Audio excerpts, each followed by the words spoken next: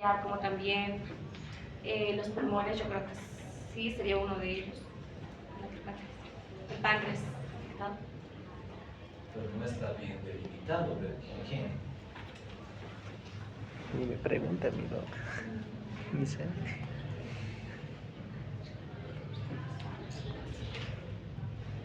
¿De qué semestre es tu compañera?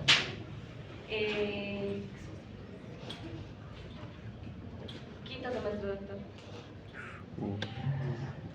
Quinto semestre. Quiere adelantarse. ¿De qué paralelo?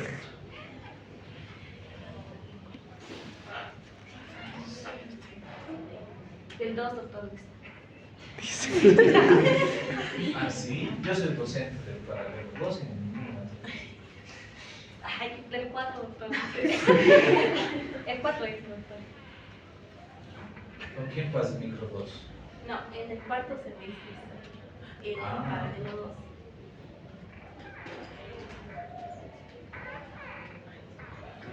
¿Cómo es de la pancreatitis? ¿Quién es? Lina,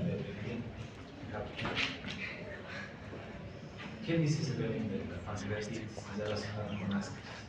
Se corcha.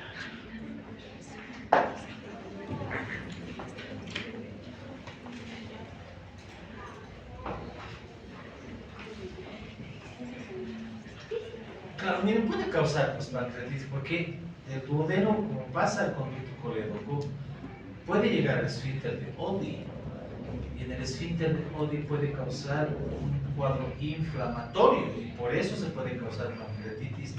No es fulminante, no es autolítica, pero puede causar inflamación. Con índices de amilasa, me atrevo a decir arriba de 400 hasta 500, no más. Sobre la amilasa no tan saben ustedes, ¿no? Clínica, ¿no? Pues recién van a llevar amilasa. No, ¿verdad? Peritonitis y asfixia. Bueno, la peritonitis va a ser secundaria, ¿no? Que se puede producir por perforación, se puede producir por una coinfección. Y la asfixia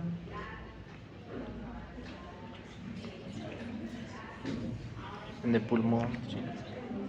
¿por qué? Álvaro, ¿por qué? ¿Por qué la asfixia? ¿Por qué los pacientes pueden expresar disnea? ¿Por qué? ¿No? Hay que evaluar la ruta, el mecanismo, los factores de patogenicidad.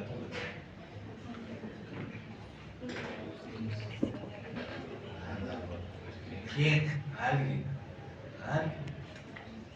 Pues si llega al pulmón, si llega a los alveolos pulmonares, No va a destruye. causar pues, insuficiencia respiratoria. Obstruyendo la arteria. Puede causar hemoptisis, también hemos hablado. Hemoptisis característica de tuberculosis, pero Todos también con se sangre. puede confundir con ascaris, ¿no? Mínimo se le hará una vaciloscopía para descartar, ¿no? Medición de 100 Nielsen. Y después se procederá a la patología, a la biopsia.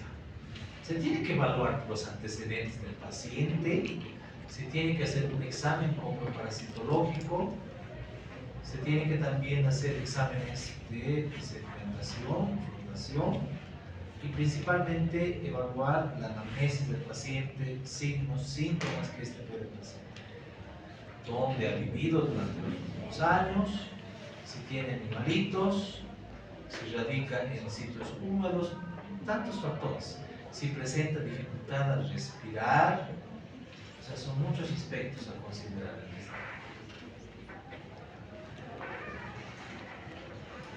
También estos pueden migrar, ¿no?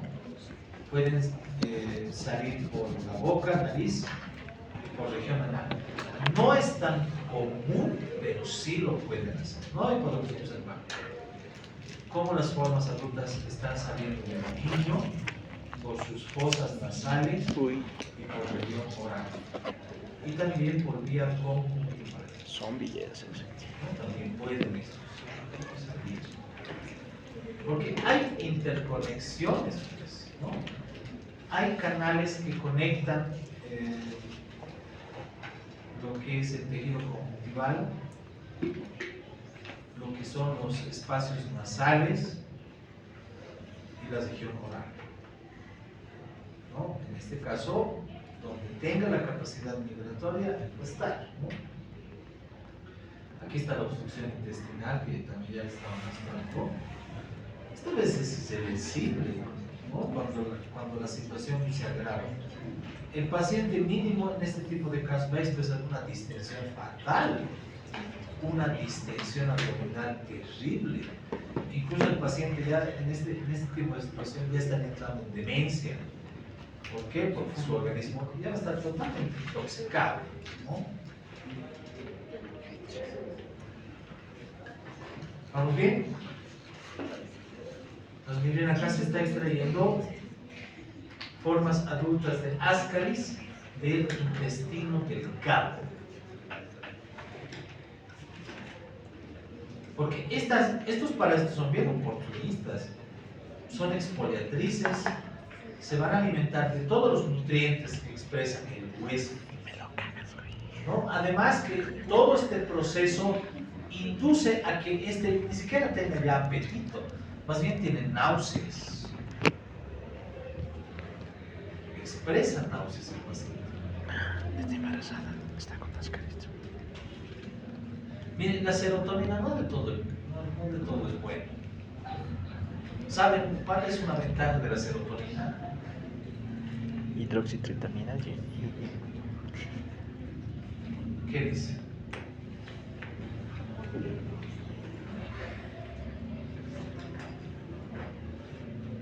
¿Saben qué es la serotonina?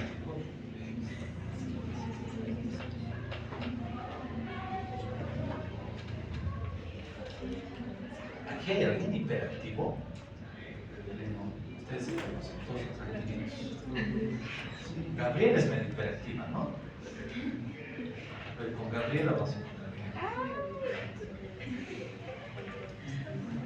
Miren, cuando una persona es muy hiperactiva, hay un descontrol en la serotonina, que no siempre es dependiente de quizás bebidas energizantes o alguna droga de abuso, no. Puede ser fisiológico, ¿no? Pero cuando hay mucha actividad serotonérgica, ahí empiezan las enfermedades psiquiátricas, ¿no? Estamos hablando de un estándar de hiperactividad que obviamente no se compara con un paciente psiquiátrico. Por ejemplo, los pacientes esquizofrénicos tienen mucha hiperactividad de serotonina, ¿no? Tanta actividad de serotonina que ellos ya ven visiones y pueden oír, obviamente, cosas que no están presentes, ¿no? ¿Pero qué cree que pasa en el caso contrario, cuando no hay serotonina?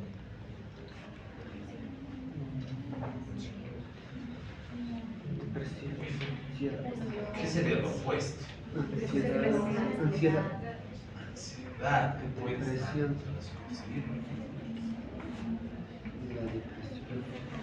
Depresión, sí. Pero más allá de la depresión y la ansiedad principalmente está relacionada a una pérdida del juicio en el aspecto de impulsividad. Estas personas que tienen bajos índices de serotonina no van a controlar sus impulsos. Hiperagresividad, en otras palabras. Hay estudios en criminalística de que asesinos seriales comprobados mediante sus crímenes tienen bajos índices de serotonina. ¿Creen que hay influencia en la alimentación? ¿Cuál será la influencia? ¿Qué creen? Silencio, chicas. Triptófano, exacto, porque el triptófano es un aminoácido esencial. Se necesita por ingesta de alimento.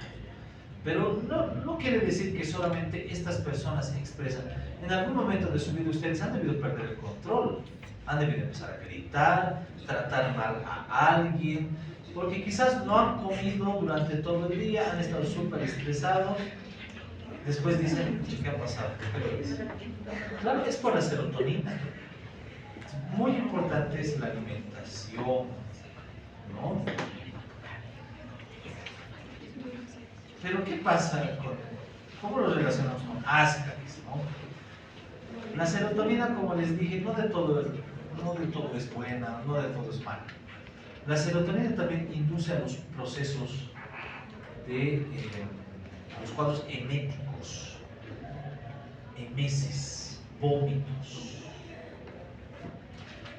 Gracias a la serotonina se produce un cuadro emético. ¿Alguna vez han debido vomitar? ¿Alguna vez en su vida?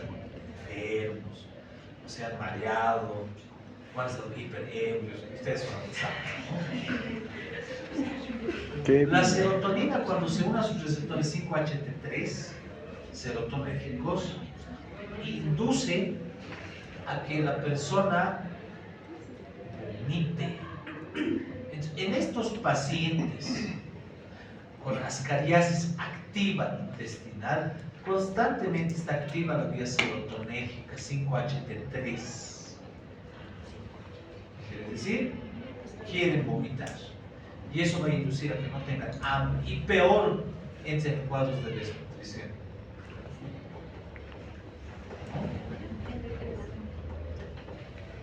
Si bien la serotonina nos va a dar esa armonía que todos buscamos, esa tranquilidad, no siempre de todo es bueno, ¿no? Tiene también su efecto.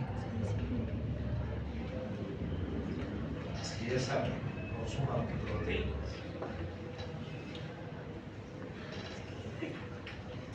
Miren, la fase intestinal, en un principio, casi es innotable, ¿no? Poco a poco va progresando esta infección hasta que va pasando la etapa crónica. Los pacientes no van a empezar a manifestar características clínicas, porque hay muchas personas que ignoran cuál puede ser la vía patogénica, ¿no?, de este tipo de infecciones, ¿no? Prácticamente ignoran o no les interesa, ¿no? Pueden ser personas totalmente alejadas que al final no me interesa, la cosa es que estoy aquí vivo y paro, ¿no? Entonces, si no se concientiza, informa de las vías de transmisión de una parasitosis a una población, crece, se produce más incidencia de los casos, muchos casos nuevos, de los que ya existen, principalmente en niños, ¿no? Rara vez se hacen campañas en áreas rurales, ¿no?, para poder evitar que se propague esta parasitosis, ¿no? Y gestiones de gobierno, plan de gobierno o salud pública que permitan que todas las áreas rurales tengan esta información, pero también tengan acceso a agua potable, acceso a conocimiento sobre inocuidad de alimentos para evitar esta parasitosis, cosa que a veces no pasa, ¿no? Claro, algunas universidades tratan de hacer campañas, pero no es su competencia directa. La competencia directa está en la gobernación, ¿no? Esa es la competencia directa. Pero lamentablemente en los últimos años no ha habido esa preocupación directa de gestiones públicas para ir a resolver problemas reales que están pasando en el área rural, ¿no? En la actualidad más estaban preocupados de que entre un candidato por beneficios personales, etc. No había gestiones públicas desde hace mucho tiempo, ¿no? Y eso perjudica directamente porque los fondos que se deberían invertir para gestiones públicas se desvían en contratos ineficientes. Eso es lo que pasa en la actualidad. Resultado, crisis sanitaria. Porque esta crisis sanitaria es terrible, ¿no? Como les digo, las universidades lo hacen, pero la competencia neta es de la gobernación. Las universidades lo pueden hacer como una feria, pueden salir, pero ¿quién subvenciona eso? ¿Quién creen que lo hace? La misma universidad. Y a veces no le conviene, pues. Si es una universidad privada, ¿va a salir fondos del Estado para ir a hacer una campaña? No, imposible. No pasa tal situación. Si es de la UNSA, por ejemplo, tampoco va a salir de fondo del Estado, va a salir de sus fondos. Si es de la gobernación, sí va a salir de los fondos de la gobernación, ¿no? Entonces, ellos son la competencia, ellos son los competentes para disminuir los casos e índices de ascitis. Ahora bien, dentro de la sintomatología, la anorexia ya les he hablado por qué. Serotonina, náuseas, vómitos, desnutrición, ¿no? Entonces, esto va a inducir que un niño, por ejemplo, baje bastante de peso. Y esto es contraproducente porque mientras menos nutrientes tenga o capacidad de absorber, expresa menos eficiencia en lo que es la respuesta inmunológica. ¿Qué crees? Me va la ciencia. ¿Estamos bien? Intestinales, dolor tipo cólico, no hay algunos errores de dolor. Vómitos ocasionales, diarreas silbantes, meteorismo, son gases intestinales. Entonces, estos poco a poco van progresando, indicando que puede haber una parasitosis, ¿no? Aquí el paciente estaría pasando una etapa crónica de la infección, donde se puede decir, tal vez este paciente tal vez tiene una parasitosis, ¿no? Tiene el abdomen distendido, etc. Nerviosos, tienen irritabilidad y en algunos casos convulsiones en pacientes con predisposición a cáncer. Este caso puede estar igual directamente relacionado con el sistema nervioso autónomo y el sistema nervioso central secundario al cuadro infeccioso. ¿Ya? Alérgico, prurito, urticarias, bronquitis, por donde ha pasado la larva posterior a la eclosión. Porque recuerden que esta larva migra por todo lado y puede causar ese prurito y urticaria, por donde ha pasado la larva, ¿no? Por los sitios capilares por donde ha atravesado la larva. Acá está, miren, el proceso de eclosión. Está saliendo la larva L2 del huevo para ir o desencadenar en el ciclo de los. Pasa a la sangre.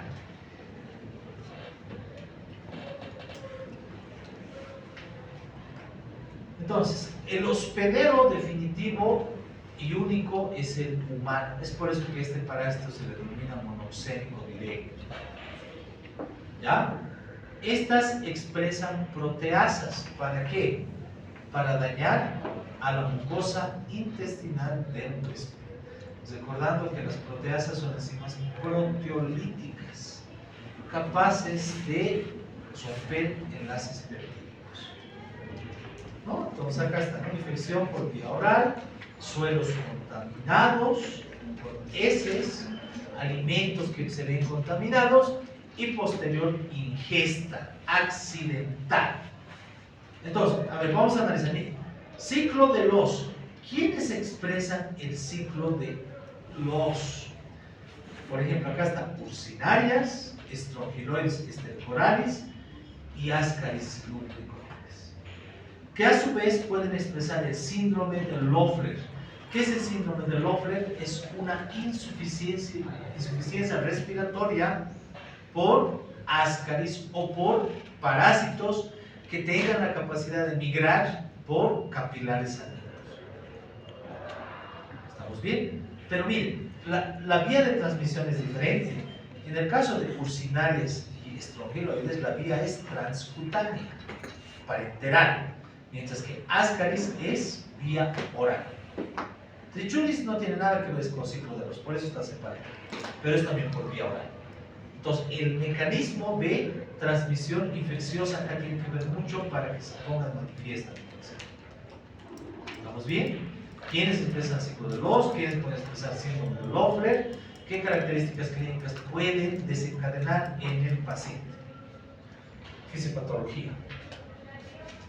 Acá está el ciclo de los, ¿no? Entonces, como les dije, el paciente ingiere el huevo embrionado, eclosiona en el intestino, parte del estómago por los ácidos gástricos y enzimas pépticas, y posteriormente esta se libera, ¿no? Se libera. Pasaje de larvas por pulmón con daño traumático y liberación de antígenos, ¿no? Entonces, en los alveolos pulmonares se va a producir un daño significativo, induciendo la presencia de edema pulmonar, cuadros inflamatorios e insuficiencia respiratoria, ¿no? ¿Estamos bien? Entonces acá se va a producir la unión enzima-sustrato por las proteasas, que es el proceso catalítico normal que se presenta a nivel metabólico, ¿no? Los antígenos liberados durante las mudas de la raíz. ¿Qué va a pasar acá? Miren, por todo el proceso proteolítico se van a empezar a liberar antígenos, ¿sí? Y estos antígenos van a inducir a nivel de CD34 que van a estimular al proceso de quimiotaxis e interleucina 5, que es una de las citoquinas principalmente involucradas en la formación de eosinófilos. Y la eotaxina que va a atraer a los eosinófilos al sitio de infección. ¿Cuál es el sitio de infección en este caso? Los alveolos pulmonares.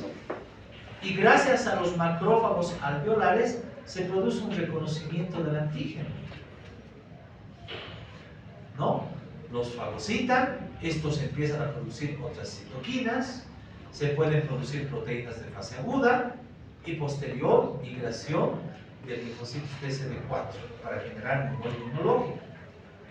Ahora miren, acá hay dos moléculas, las BLA y las BK. Estas son moléculas de adhesión celular, ¿sí? ¿Para qué? ¿A quién facilitan el proceso de adhesión? A los eosinófilos, ¿no? Para que estos se adhieran y posteriormente puedan pasar al tejido infeccioso, ¿no? Y junto con interleucina 4, que es liberado por TH2, que son linfocitos T help2 efectores, ¿no? Se desencadena la sobreexpresión. Entonces, nuevamente, gracias a los TH2, que son linfocitos T help2, producen interleucinas 4. ¿Cuál es la función de estas interleucinas 4? Inducir en el endotelio vascular la expresión de moléculas de adhesión. Moléculas de adhesión que le permiten a los eosinófilos migrar hacia el sitio de infección. Ahora, síndrome de Loeffler, eosinofilia periférica, es decir, una alta concentración de eosinófilos a nivel sanguíneo, producto de interleucina 5, CD4 y eotaxinas, característicos en infecciones parasitarias. Infiltrados pulmonares, obviamente acá se van a producir exudados. ¿Por qué? Porque hay trauma, hay daño. Ese es un exudado. Hay un trauma, hay un daño. Si se daña obviamente lo que es parte del endotelio vascular, ¿qué va a pasar? ¿Qué pasaría si nos dañamos una manguera con flujo constante de agua? Va a salir agua en este caso. ¿Qué va a salir? ¿Qué va a salir en este caso? Plasma, pues chicos, van a salir plasma. Esos van a ser los exudados. Exudado inflamatorio producto de un proceso traumático. ¿Quién está causando el proceso traumático? Ascaris.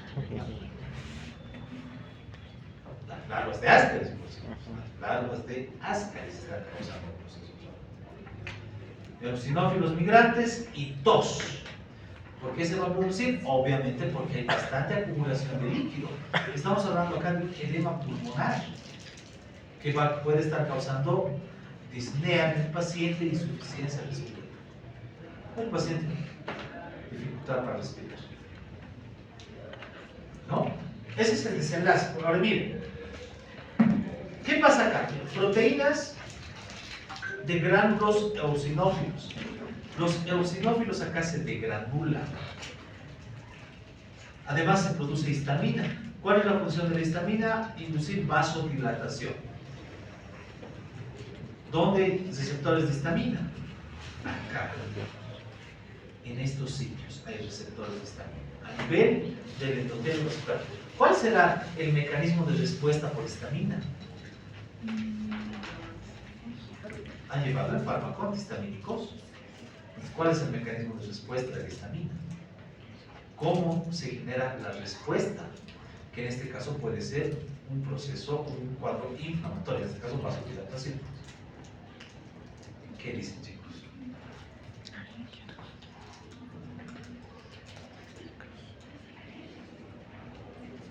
Ya, tarea. Para la próxima semana, manuscrito, dibujado.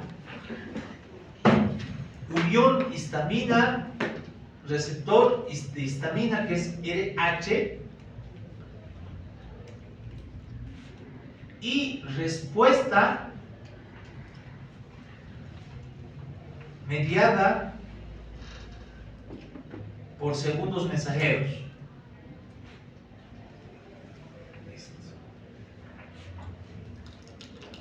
Este proceso es muy importante porque permite entender por qué se genera una respuesta de separación entre las uniones estrechas del endotelio vascular. Y esto permite que los eosinófilos puedan salir sin ningún inconveniente.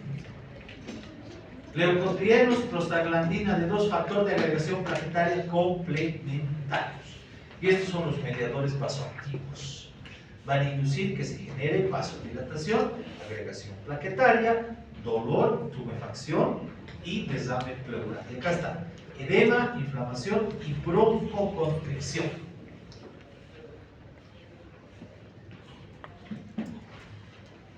¿No?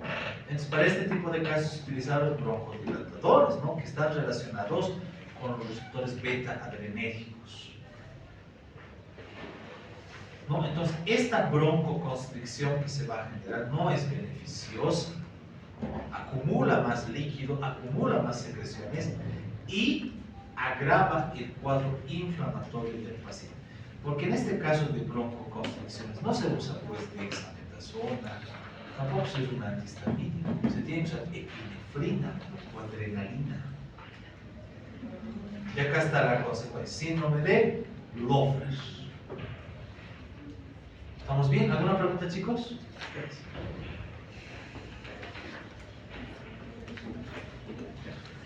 Algo de esta parte tiene que explicar obviamente la fisiopatología que le toque hacer, ¿no? Tanto en el examen final o en la defensa de hechos.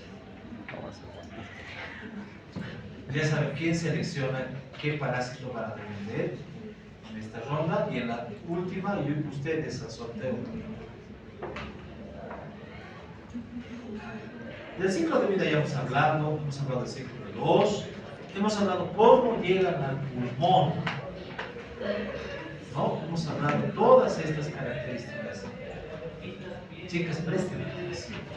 Se parece.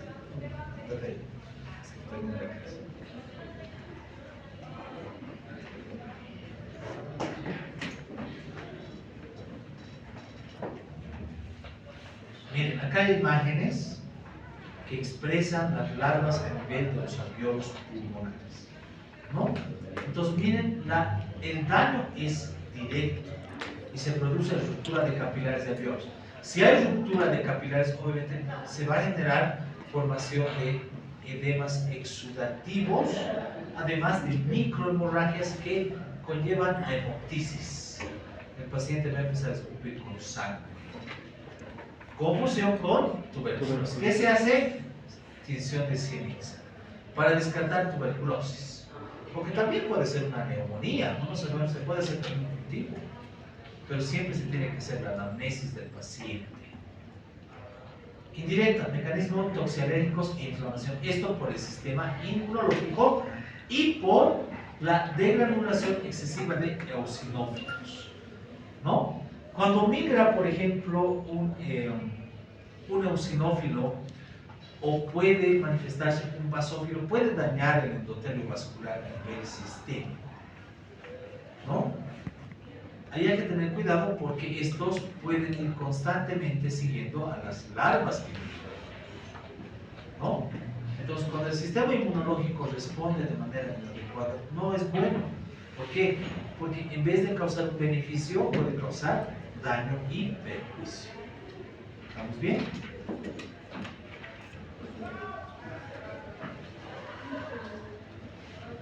Acá también vamos a hablar de las inmunoglobulinas E. No. Las inmunoglobulinas E son marcadores de cuadros alergénicos que se pueden presentar también en ascaris lumbricoides. ¿Sí? Para este efecto se tiene que hacer una dosificación de inmunoglobulinas E en estos pacientes para ver si se está generando un proceso toxialergénico mediado por ascaris lumbricoides. Porque ¿cuál puede ser el desenlace? Un choque anafiláctico. Hay que tener mucho cuidado. No solamente estamos hablando de un proceso que puede afectar a nivel gastrointestinal, también podemos hablar de un proceso de choque anafiláctico.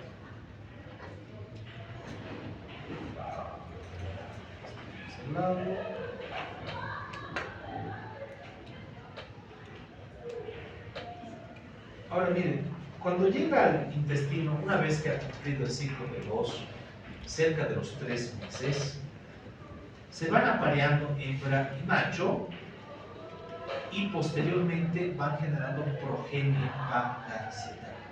Entonces miren, van produciendo obstrucción del intestino delgado o las famosas migraciones erráticas cuando llegan al conducto colédoco. No son comunes, es por eso que se llaman migraciones erráticas.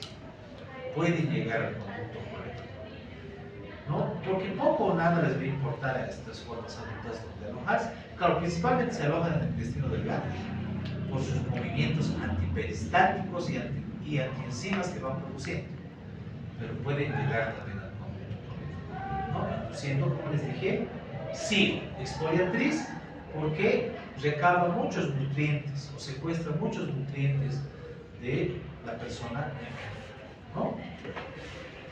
Tóxica. Estas pueden expresar enzimas como las escarasas, que actúan como enzimas proteolíticas, ¿sí? Y estas son las famosas antienzimas, ¿no? Inhiben de cierta forma la antitripsina y la tripsina, las pepsinas, ¿no? Entonces, actúan contra estas enzimas. Miren, aparte de tener movimientos antiperistálticos, expresan antipepsinas, antitripsinas, listo, ¿no?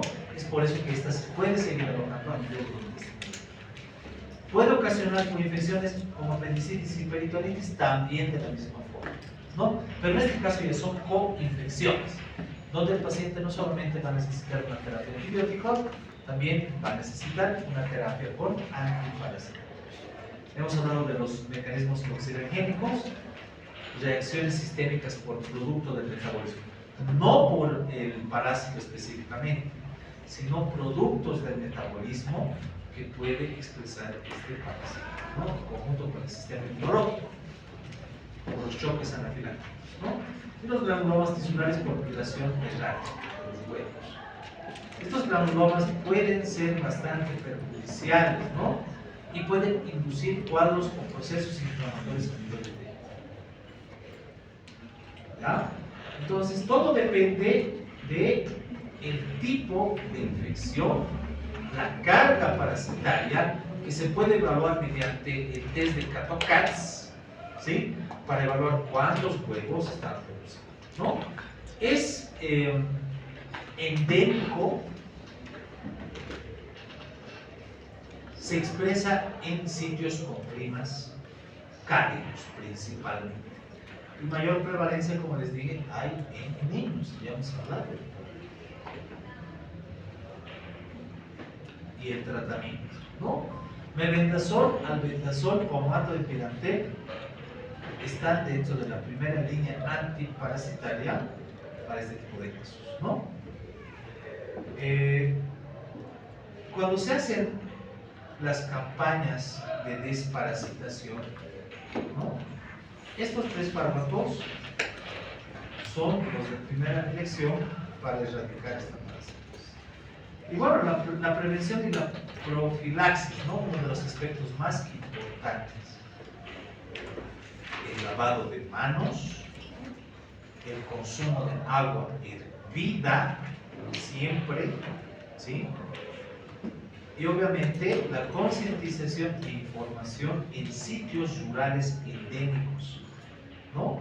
Principalmente endémicos donde haya bastante humedad, donde esos suelos puedan servir para el desarrollo y maduración y expresión de formas infectantes de cáscaras y nutrientes.